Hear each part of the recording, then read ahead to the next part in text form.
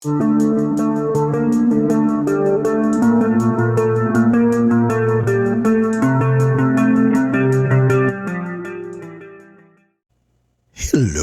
and welcome back. Bushcraft family back again with another video. Hope everyone is doing well. I come up with a list. Yeah, it's another one of these lists. I do them from time to time where I think about these items, and well, there's been a lot of talk about EMPs and, you know, power outages and the grid going down, some fishy stuff going on, but I wanted to give you 10 items that's going to be really a game changer when or if, you know, a EMP hits us. You know, these things will be so valuable that you could trade pretty much anything for whatever you wanted. You know what I mean? Now, they learned about this stuff when, like in the 60s, United States dropped a 1.4 megatron, that's the wrong thing, megaton nuclear weapon, which they detonated it in the sky, which was like 400 feet above the Pacific Ocean. And what they learned is it created an EMP, which, you know, it traveled so far that it hit Hawaii, which was like 1,300 miles away, 1,400 miles away, something like that.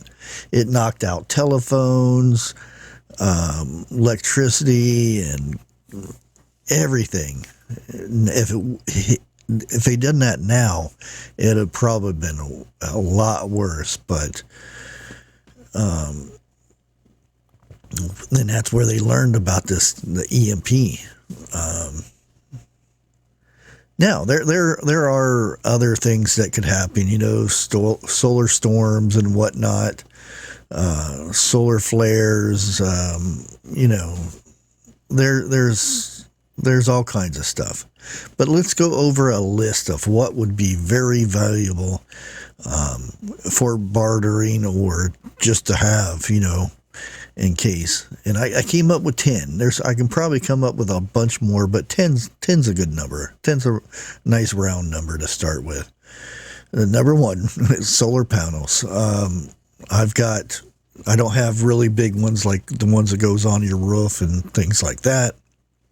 I got small ones that charge lights and flashlights and cell phones and things like that. These things be extremely valuable during this time because there's no grid, no power. That's the only way you have power, other than, you know, other means like from generators or something that may be working. And another one, here's number 2, and this there's a theory on this, but I really wouldn't bank too much into this.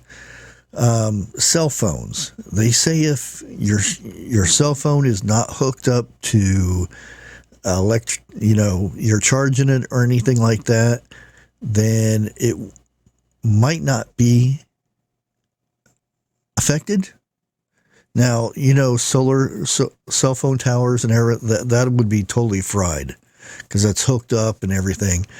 But you couldn't use it to call somebody to get help or anything like that. But there may be some very helpful apps that still work on said cell phone.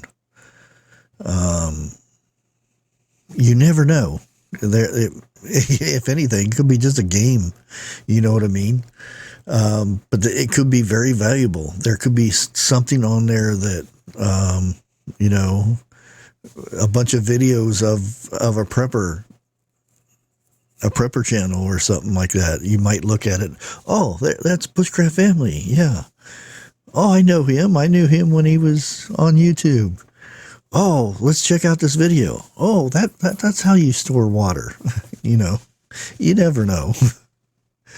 Okay, our number 3, the good old gasoline. Yep. A lot of and again, with gasoline, it doesn't have a very long shelf life, unless treated, which maybe double the life. But yeah, if you had it, if you needed to use it to run a generator or an older car or something like that, gasoline could be worth a good bit. Our next one is heaters. You know, the portable heater type that runs on the propane or battery pack. I know there's some that are rechargeable and things like that. Them little pocket ones. I mean, that stuff during the wintertime, even just a little bit, that heat would be worth a good bit. Our next one, clean water. You guys know me when I talk about one of the most important things other than knowledge is water. Water is so important. You got 3 days, and that's 3 days to live without water. And that's if you're like sitting down waiting for somebody to come by and help you. Now, if you're out there working and stuff, you could not even make it a day without water if you're pushing it too hard. So clean water is probably one of the most important one. Our next one is transportation. Yes, there are some vehicles out there that possibly, and this is an unproven fact, but there are vehicles that could get hit by an EMP and still work, or it's easy to fix them if said thing happened.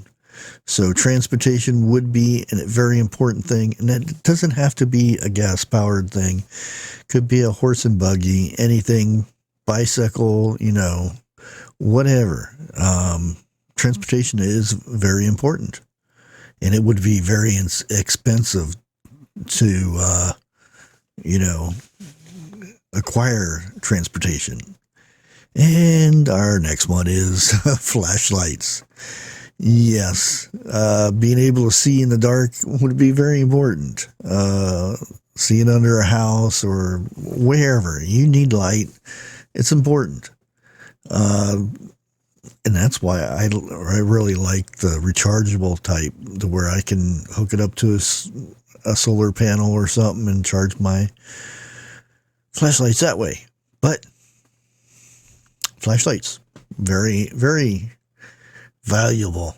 The next one would be first aid. Oh yeah, just a little cut or whatnot could potentially end you. You get a bad enough infection, you didn't clean a little cut up, it gets worse from there. That's all I'm going to say. So any first aid kit would be very valuable.